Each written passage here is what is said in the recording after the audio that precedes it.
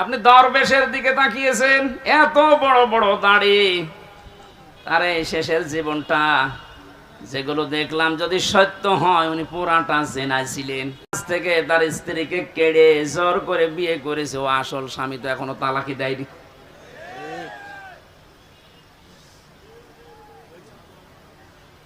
আমাদের সাবধান থাকা লাগবে। আমাদের ঈমান যাদের ভেতরে আছে এরকম কোন গুনাহ যেন আমাদের ভেতরে না আসে। মুমিন মরে যেতে পারে কিন্তু জিনা করতে পারে না। শুধুমাত্র লজ্জা স্থানের জেনাটাই জেনা না, হাতের জেনা আছে, মুখের জেনা আছে।